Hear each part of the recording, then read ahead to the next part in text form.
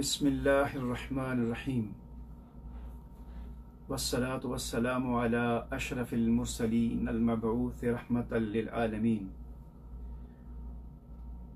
मुअज़्ज़ज़ सामिईन व नाज़रीन, आपके प्रोग्राम शरई मसाइल के जवाब आज साउथ में रहने वाली एक फैमिली ने मौजूदा हालात में, चूँकि तमाम अहबाब को मालूम है कि जो वबा पूरी दुनिया में फैली हुई है, कोरोना वायरस, उसकी वजह से हमारे इस्लामी शायर उनकी अदायगी में काफ़ी दिक्कत पेश आ रही है। और बतौर ख़ास माह रमज़ानुल मुबारक में हम बहसीयत मुसलमान एक ख़ास शायरा जो कि नमाज तरावीह के नाम से मारूफ़ है, इसको हम अदा करते थे। और अल्लाह ताला के फज़ल व करम से हुज़ूर नबी करीम सल्लल्लाहु अलैहि वसल्लम की इत्तिबा में और आपके तसद्दुक़ से माह रमज़ान में मस्जिदें भर जाती थी। मगर इन दिनों कोरोना की वजह से,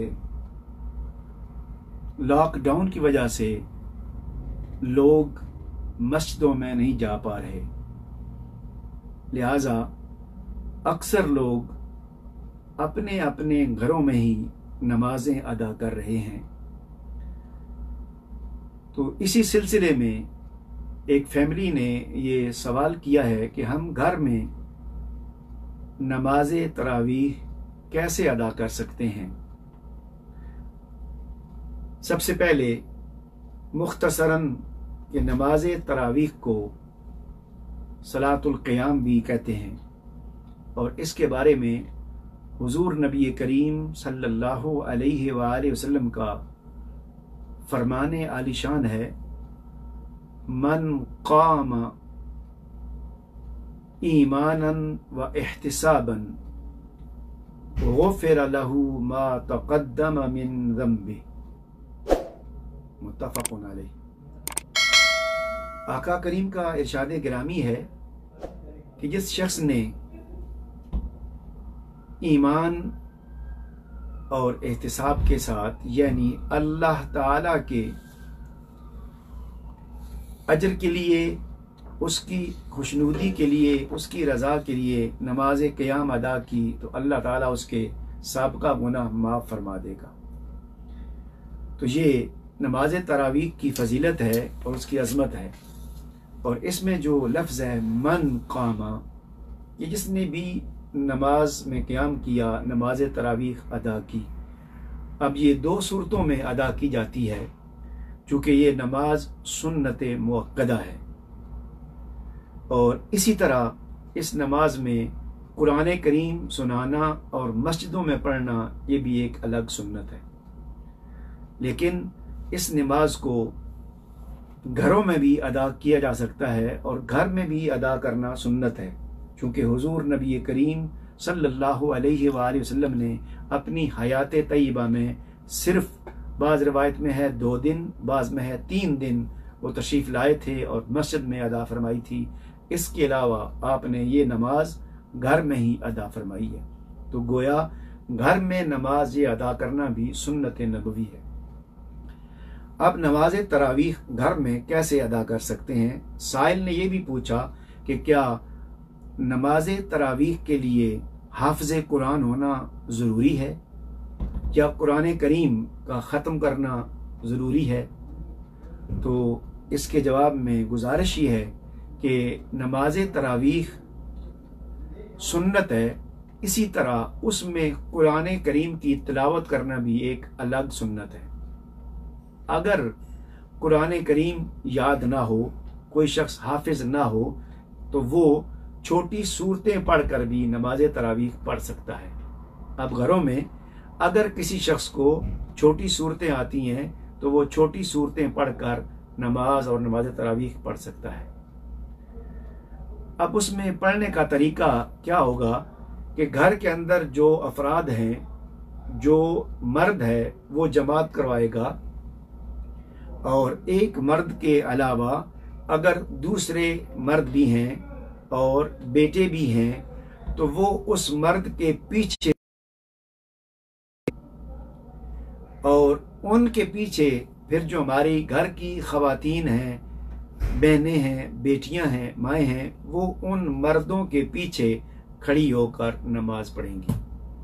तो घर में नमाज अदा करने का ये तरीका है कि आगे इमाम होगा, उसके पीछे अगर मर्दों में से कोई है तो मर्दों के बाद फिर ख़वातीन की सफ़ होगी। तो इस तरह ये घर में आप नमाज अदा कर सकते हैं। इसके अलावा इसी से मुताल्लिक एक और साइल ने पूछा है कि अगर घर में औरतें ही नमाज पढ़ रही हैं और नमाज पढ़ते हुए इमाम सूरत या आयत करीमा भूल गई है तो उस सूरत में क्या दूसरी औरत उसको करेक्ट कर सकती है, उसको बता सकती है? अब ये दो सूरतें हैं, एक तो इमाम औरत हो और दूसरा ये है कि कभी यूं भी होता है कि मर्द नमाज पढ़ा रहा है, पीछे औरतें भी हैं और मर्द भी हैं। इमाम ने गलती की और मर्दों में से किसी ने कुछ नहीं बताया तो उसका हुक्म अलग है। लेकिन अगर इमाम गलती करता है, पीछे मर्द हैं, तो उसको जो बताने का तरीका बताया गया है, जो सुन्नत है, वो और है। और अगर जिस तरह हमने अर्ज किया कि औरतें होंगी तो उनको बताने का तरीका और है। अब ये नोट करें कि सबसे पहले तो जो इमाम तिलावत कर रहा है उसकी आसानी के लिए और अफजल तरीका यही है कि अगर उसने सूरह फातिहा के बाद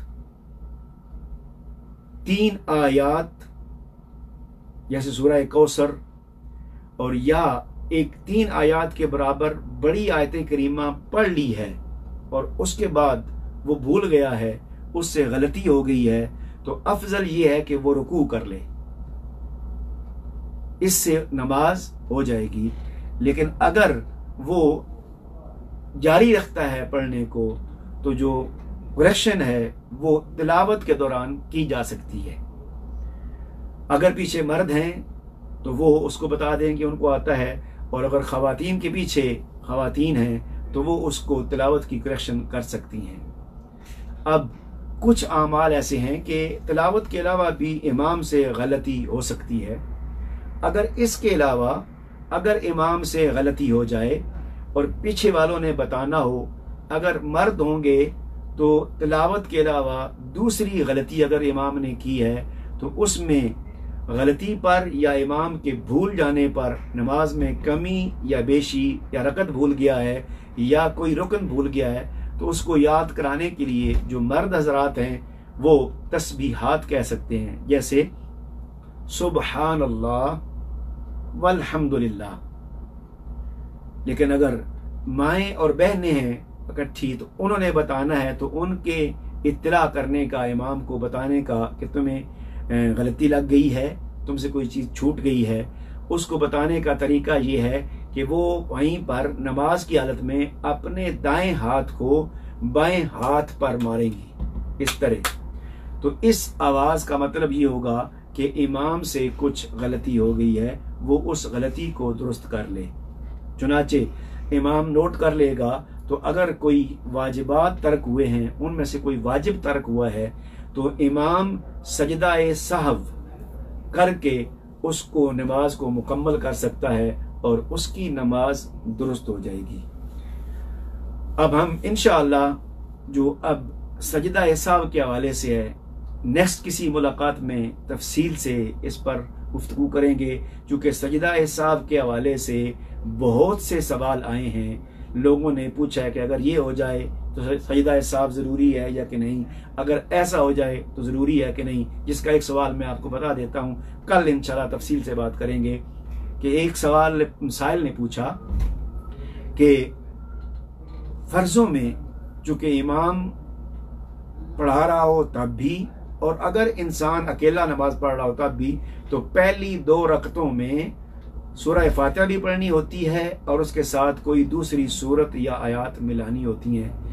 جو آخری 2 رکعتیں ہیں اس میں سورہ فاتحہ پڑھتے ہیں اور کوئی اور سورت یا آیت نہیں ملاتے، جبکہ دیگر سنن نوافل وتر میں ہر رکعت میں پڑھتے ہیں۔ تو اگر کوئی شخص بھول کر فرض کی دوسری 2 رکعتوں میں یا مغرب کی تیسری رکعت میں بھول کر سورہ فاتحہ کے ساتھ سورت پڑھ لے تو اس کا کیا حکم ہے؟ یہ انشاءاللہ ہم کل کی نشست میں کوشش کریں گے کہ آپ کو واضح طور پر تفصیل سے سجدہ سہو کے احکام بتائیں گے۔ آج ہم اسی پر اکتفا کرتے ہیں۔ اللہ تعالیٰ قبول فرمائے اور جو کچھ ہم نے بیان کیا، جو کچھ سنا، اس پر عمل کرنے کی توفیق دے۔ اللہم صلی علی سیدنا و مولانا